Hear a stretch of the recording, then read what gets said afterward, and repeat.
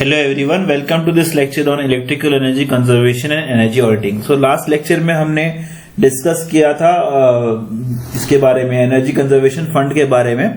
ठीक है, तो अब इस लेक्चर में हम देखेंगे ब्रीफली कि ब्यूरो ऑफ एनर्जी एफिशिएंसी क्या है और role of bureau of energy efficiency क्या है. उसके बाद में स्टेट के क्या रोल होते हैं, हमारे सेंट्रल के क्या रोल होते हैं, वो सब हम ब्रीफ में एक बार इसमें देख लेंगे. ठीक है, तो आइए स्टार्ट करते हैं. तो सबसे पहले हम देखते हैं what is bureau of energy efficiency. So एक ब्रीफ में हम एक आइडिया ले लेते हैं. हालांकि हमने कई बार डिस्कस कर चुका है एनर्जी कंजर्वेशन एक्ट में कि ब्यूरो ऑफ एनर्जी एफिशिएंसी के बारे में. ठीक है, तो let's write on bureau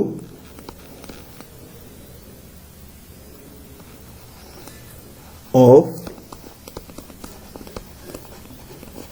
energy efficiency. Bureau of energy efficiency.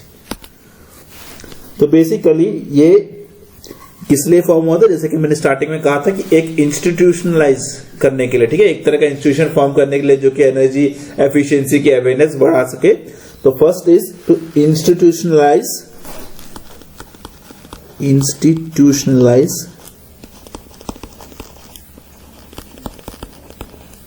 Energy efficiency services.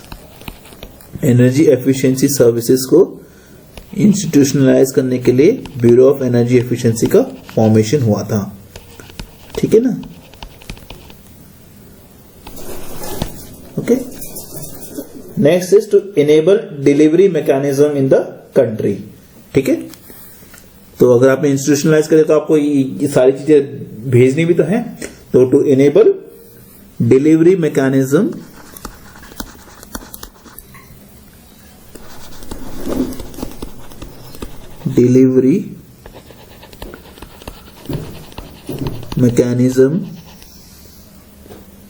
mechanism in the country.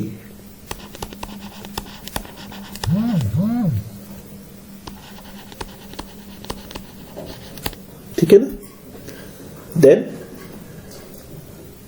एक तरह की लीडरशिप हमें प्रोवाइड करनी है एनर्जी एफिशिएंसी को in all sectors of the economy. ठीक है, एनर्जी सेक्टर्स को, सारे एनर्जी सेक्टर्स में मुझे एनर्जी एफिशिएंसी को लीडरशिप प्रोवाइड करने के लिए भी ब्यूरो ऑफ एनर्जी एफिशिएंसी का फॉर्मेशन हुआ था. To provide leadership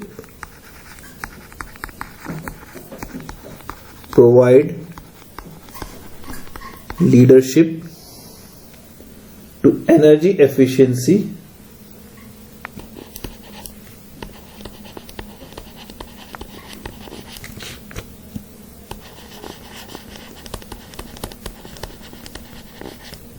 to provide leadership to energy efficiency in all sectors of economy. In all sectors of economy. ठीक है. Then decrease in the energy intensity in Indian economy. तो energy intensity को decrease करने के लिए भी इसका formation हुआ था. to decrease, ठीक है, एनर्जी एंड इंटेंसिटी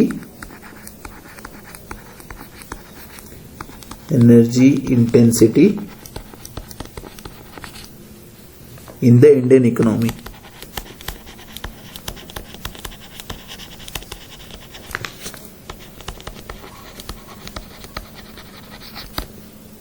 ठीक है. So basically general superintendence, directions और management of affairs के लिए basically 26 members governing councils with 26 members से ये फॉर्म हुआ था. Okay, so you can write down general superintendence,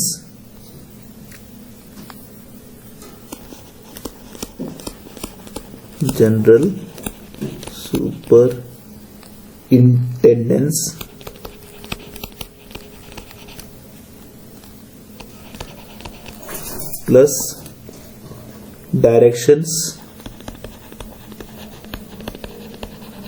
plus management affairs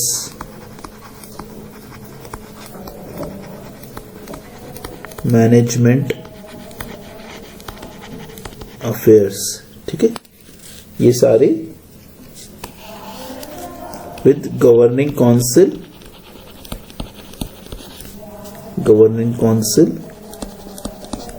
with 26 members से ये फॉर्म हुआ था, ठीक है, 26 मेंबर्स से ये फॉर्म हुआ था। ओके, और इसके जो काउंसिल हेड थे वो कौन थे? Union minister of power head. Okay, so the council head was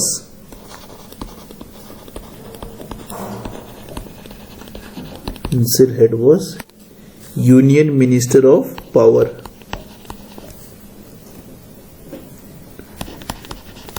union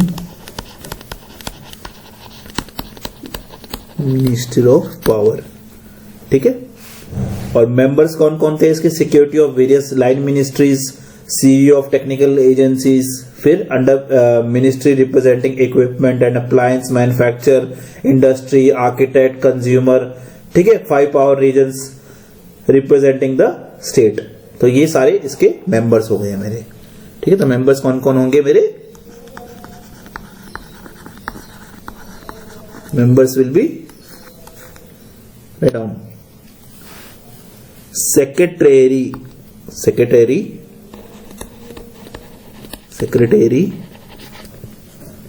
of various line ministries,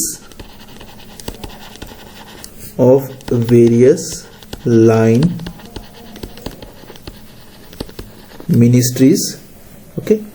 CEO of technical agencies,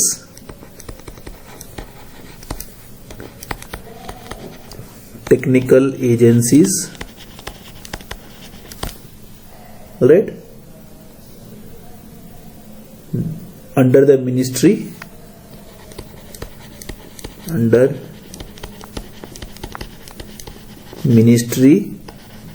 representing equipment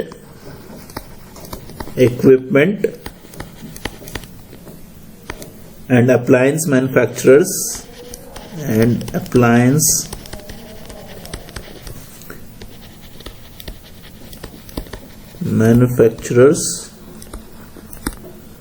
okay, industry, architect,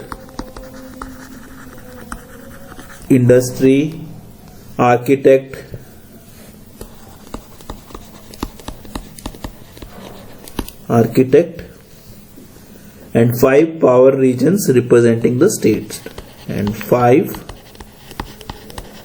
power regions representing the state,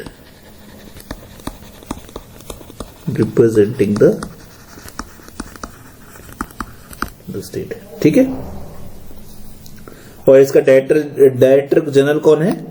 director general is no one but director general is ex officio member secretary of the council, ठीक है। Ex officio member secretary of the council,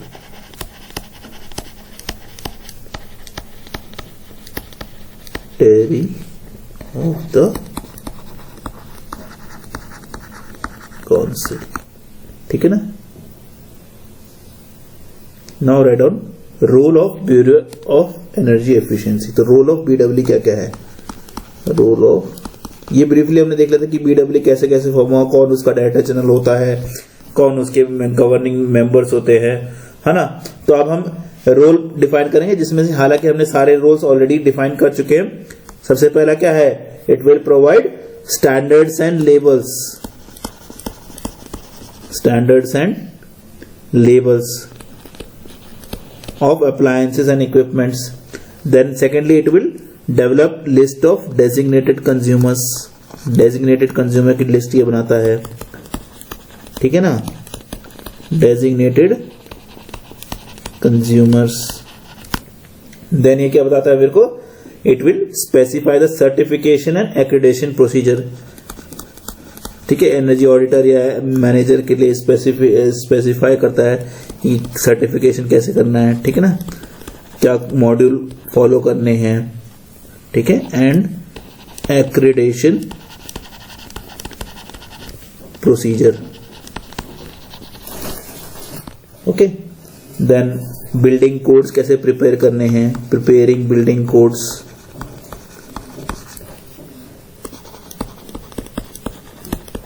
building codes, okay. Then how fund को कैसे maintain कर रखना है, so maintaining central energy conservation fund, ठीक है। Already हम ये सारी चीजें देख चुके हैं, ठीक है। देन कैसे स्टेट और सेंटर के बीच में मुझे कोऑर्डिनेशन बना के रखना है to undertake the promotional activities, okay. So undertaking promotional activities, promotional activities for coordination with state and the central level agencies, coordination with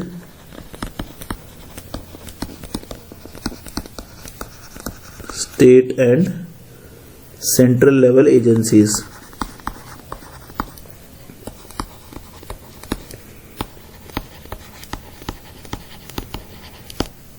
ठीक है।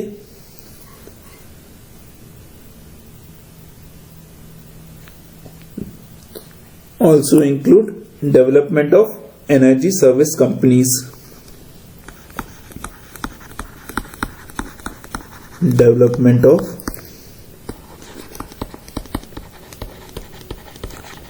Energy service companies,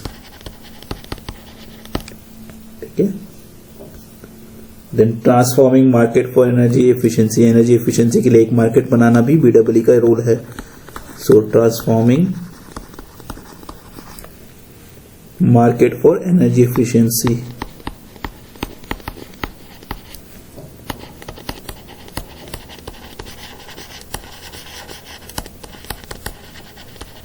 alright. Then create awareness through measures, create awareness through measures, ठीक है। तो इस lecture में हमने बीडब्ल्यूई के बारे में पढ़ लिया कि बेसिक रोल क्या है बीडब्ल्यूई का और बीडब्ल्यूई कैसे फॉर्म हुआ था। अगले लेक्चर में हम एनर्जी कंजर्वेशन को कंटिन्यू करेंगे, जिसमें हम देखेंगे कि स्टेट का क्या रोल होता है, सेंट्रल का क्या रोल होता है, ठीक है, और एडजुडिकेशन क्या होता है, वो सब हम अगले लेक्चर्स में देखेंगे कि पेनल्टी कैसे लगती है, ठीक है। Thank you.